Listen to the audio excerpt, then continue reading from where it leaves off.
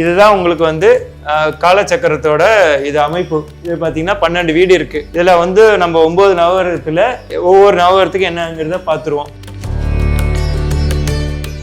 லக்னத்திற்கான சிறந்த கல் எது, லக்னப்படி உங்களுக்கு ஒவ்வொருத்தருக்கும் சிறந்த கல் எது அப்படிங்கிறத பார்க்க போறோம்.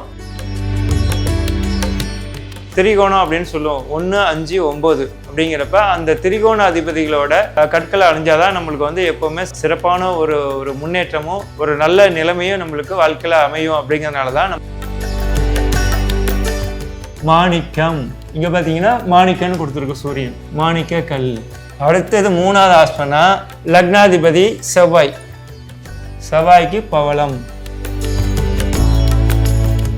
பாக்யாதிபதி பூர்வ புண்ணியாதிபதி லக்னாதிபதி அப்படிங்கிற ஆப்ஷன்ல இப்ப மிதுன லக்னத்துக்கு பாத்தீங்கன்னா ஃபர்ஸ்ட் ஆப்ஷனா வந்து சனியோட நீலக்கல்லும். ஃபர்ஸ்ட் 3 பார்த்துட்டோம், மேஷம் பார்த்துட்டோம், ரிஷபம் பார்த்துட்டோம், மிதுனம் பார்த்துட்டோம். அடுத்தது இப்ப கடகம் பார்க்குறோம்.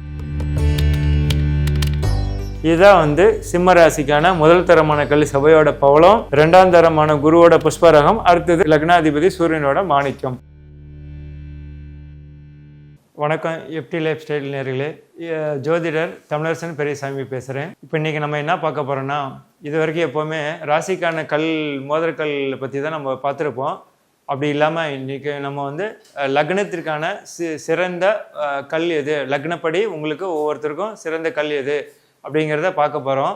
மேசம் முதல் மீனம் வரை உள்ள லக்னத்துக்கு எல்லாமே ராசியான கல் அப்படிங்கிறத பார்க்க போகிறோம். ஏன் நம்ம லக்னத்துக்கு பார்க்குறோம் அப்படின்னா, லக்னத்துக்கு வந்து திரிகோணம் அப்படின்னு சொல்லுவோம். 1, 5, 9 அப்படிங்கிறப்ப அந்த திரிகோண அதிபதிகளோட கற்களை அணிஞ்சாதான் நம்மளுக்கு வந்து எப்போவுமே சிறப்பான ஒரு முன்னேற்றமும் ஒரு நல்ல நிலைமையும் நம்மளுக்கு வாழ்க்கையில் அமையும். அப்படிங்கிறதுனால தான் நம்ம அந்த லக்னத்துக்கான திரிகோண அதிபதிகளோட அந்த அதிபதிகளோட கல்லை போடணும் அப்படிங்கிறது நம்ம பரிந்துரைக்கிறோம். அது எப்படின்னு நம்ம பார்த்துடலாம். இதுதான் உங்களுக்கு வந்து காலச்சக்கரத்தோட இது அமைப்பு. இது பார்த்தீங்கன்னா 12 வீடு இருக்குது.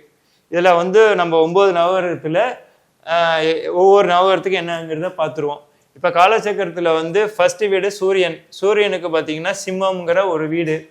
அடுத்தது பார்த்தீங்கன்னா சந்திரனுக்கு கடகங்கிற ஒரு வீடு இருக்குது.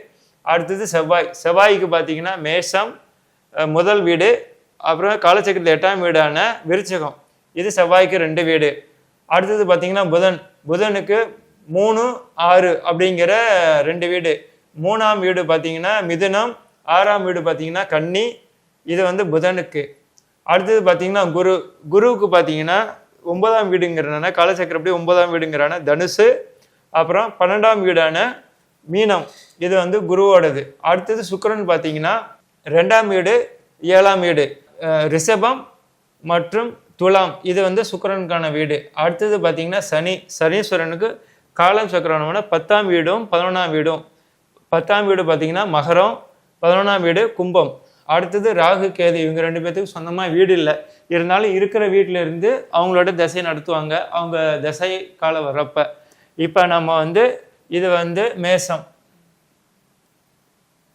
இது மேச லக்னத்துக்கு 1 அப்படின்னு பார்த்தோம்னா 1, 2, 3, 4, 5 யாரோட வீடு வருது, சூரியன் இருக்கிற வீடு. 6, 7, 8, 9.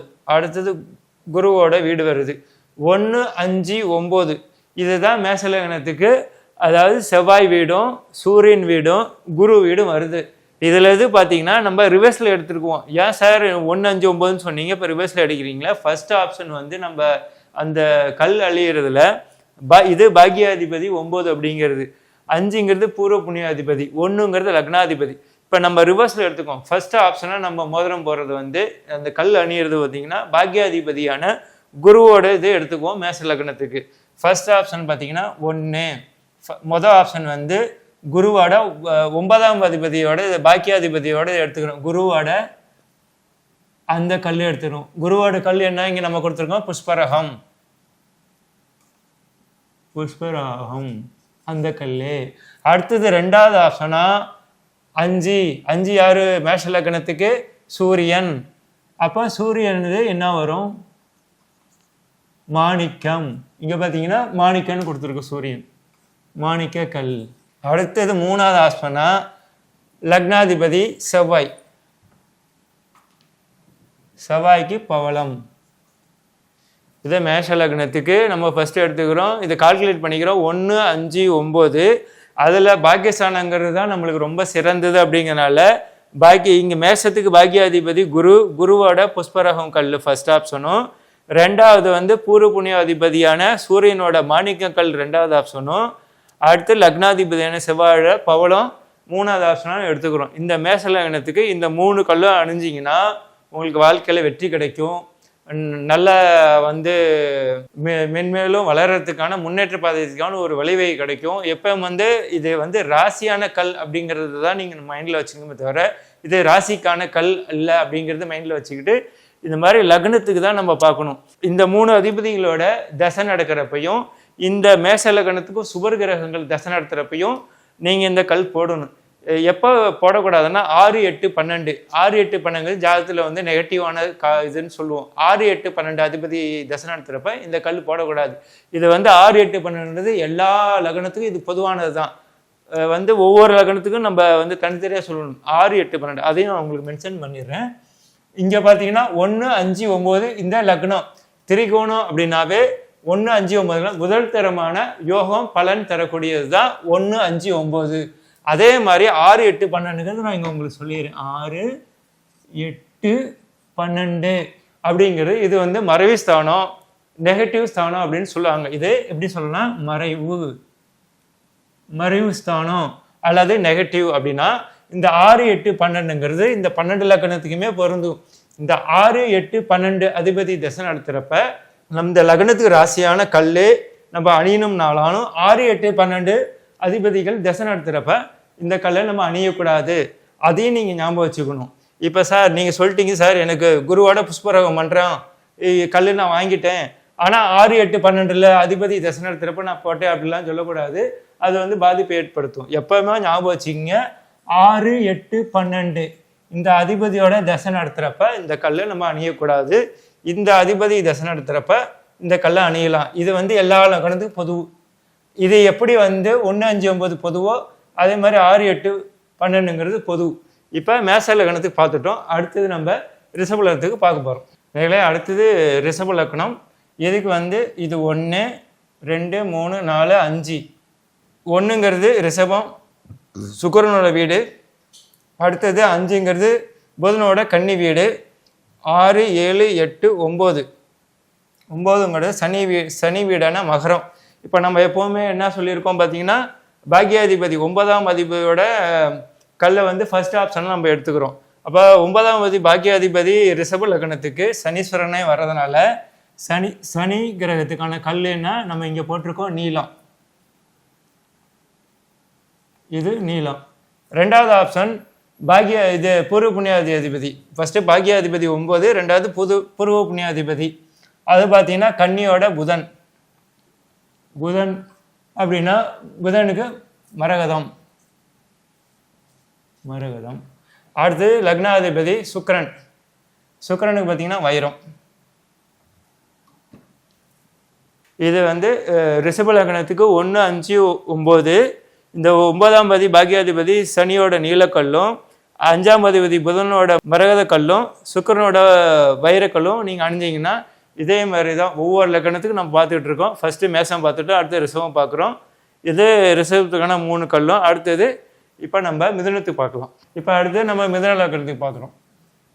இது மிதுன லக்னம் 1, 2, 3, 4, 5.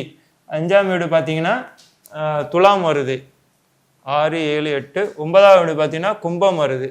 மிதுனத்துக்கு லக்னம் வந்து மிதுனம், 5ஆம் வீடு வந்து துலாம் வருது, 9ஆம் வீடு வந்து கும்பம் வருது.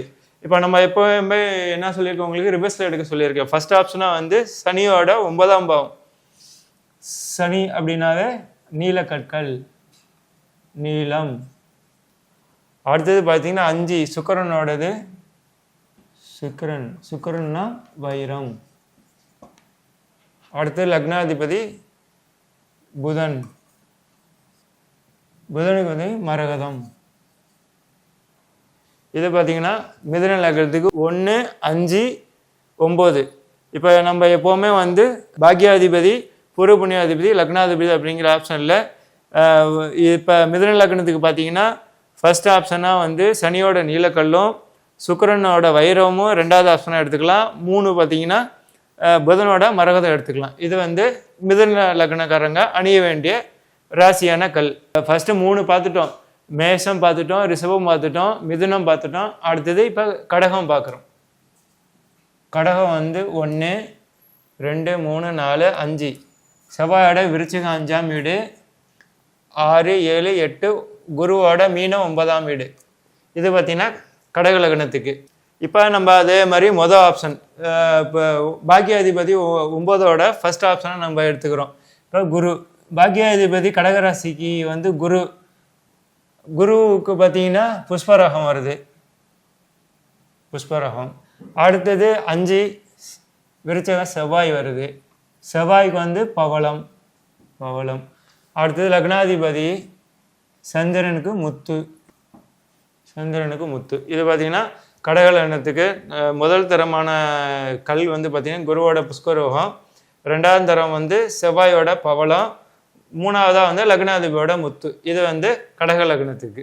எப்போவுமே நான் ஏற்கனவே சொல்லியிருக்கேன், 6 8 12 அந்த அதிகளோட தசை நடத்துகிறப்ப இந்த கல் அணியக்கூடாது. இந்த 1 5 9 தசை நடத்துகிறப்ப அந்த அதிகளோட கல் அணிஞ்சா அதே மாதிரி சுபர் இந்த லக்னத்துக்கு கடக லக்னத்துக்கு நம்ம எல்லா லக்னத்துக்கும் சுபரோட திசையில் கல் அணிஞ்சோம்னா ரொம்ப சிறப்பாகவும் இருக்கும், ரொம்ப அருமையாகவும் இருக்கும். இப்போ கடக லக்னத்துக்கு பார்த்துட்டோம். அடுத்தது பார்த்தீங்கன்னா சிம்ம லக்னத்துக்கு பார்க்க போகிறோம். கடகத்துக்கு அப்போ நம்ம இப்போ சிம்மத்துக்கு பார்க்குறோம். சிம்மம் இது 1 அப்படின்னு வச்சா 2 3 4 5 குருவோட தனுசு வீடு 5ன்னு வருது. 6 7 8 செவ்வாயோட 9ங்கிறது பாக்கியஸ்தானமாக வருது. இந்த சிம்ம லக்னத்துக்கு பார்த்தீங்கன்னா இது லக்னம் 1 2 3 4 5 குருவோட தனுசு வருது. செவ்வாயோட 9 பாக்கியஸ்தானமாக வருது. அப்போது இது பாக்கியஸ்தானம் வர்ற செவ்வாயோட பவளத்தை நம்ம மொதல் ஆப்ஷனாக எடுத்துக்கிறோம். இங்கே சிம்ம லக்னத்துக்கு செவ்வாய் பாக்கியாதிபதிங்கிறதுனால அவரோட இதை முதல் இதுவாக எடுத்துக்கிறோம். செவ்வாய்க்கு வந்து பவளம். அடுத்து பூர்வ புண்ணியாதிபதி குருவோடது 2ஆவது ஆப்ஷனாக எடுத்துக்கிறேன். 2ஆவது ஆப்ஷனாக நம்ம எப்போவுமே வந்து 1 5 9 நீங்கள் தெரிவிக்கணும் தானே சொன்னீங்களா? ஓகே, அதெல்லாம் ஓகே தான், சிறப்பானது. அதெல்லாம் ரொம்ப 100% சிறப்பு அப்படின்னா பாக்கியாதிபதியான 9ஆம் பாவம் அதை வந்து முதல் ஆப்ஷனாக எடுத்துக்கிட்டு 2ஆவது பூர்வ புண்ணியாதிபதி அப்புறம் லக்னாதிபதியும் எடுத்துக்கிறோம். அதனால தான் இப்படி உள்டாவாக போகிற மாதிரி உங்களுக்கு தெரியும். 2ஆவது ஆப்ஷன் குருவோட புஷ்பராகம். அடுத்து லக்னாதிபதி சிம்மன். சிம்மத்துக்கு சூரியனுக்கு மாணிக்கம். ஓகேங்களா? இதுதான் வந்து சிம்ம ராசிக்கான முதல் தரமான கல் செவ்வாயோட பவளம், 2ஆம் தரமான குருவோட புஷ்பரகம், அடுத்தது லக்னாதிபதி சூரியனோட மாணிக்கம்.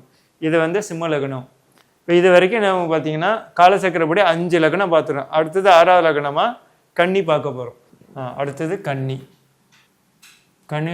கன்னிக்கு இது 1 2 3 4 5 5ங்கிறது மகரம், 6 7 8 9ங்கிறது ரிஷபம், அது பாக்கியஸ்தானம் கன்னிக்கு 9. ஓகேங்களா? இப்போ வந்து எப்போவுமே நம்ம 9 தான் ஃபஸ்ட் ஆப்ஷனாக எடுத்துக்கோம். 9 யார்? சுக்கிரன். கன்னிக்கு வந்து 9 சுக்கிரனுக்கு பார்த்தீங்கன்னா வைரம்.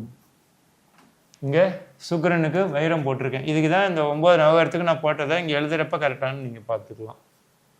ரிஷபம் வந்து பாக்கியாதிபதி சுக்கிரன், 9 ஃபஸ்ட் ஆப்ஷனாக எடுத்துக்கிட்டோம். அடுத்தது பார்த்தீங்கன்னா மகரம், சனி பூர்வ புண்ணியாதிபதி இந்த கன்னி லக்னத்துக்கு. சனி அப்படின்னாவே நீலம். சனி அப்படின்னா நீலம். ஓகே. அடுத்த லக்னாதிபதி புதன் அப்படின்னா புதனுக்கு என்ன போட்டிருக்கோம்? மரகதம். இது வந்து பார்த்தீங்கன்னா கன்னி லக்னத்துக்கு முதல் தரமான யோகம் வந்து சுக்கிரனோட வைரம், சனியோட நீலம், புதனோட மரகதக்கல். இது வந்து கன்னி லக்னத்துக்கு. இப்போ வந்து நம்ம காலச்சக்கரப்படி 6 பார்த்துட்டோம். அடுத்தது துலாம் லக்னம் பார்க்க போகிறோம்.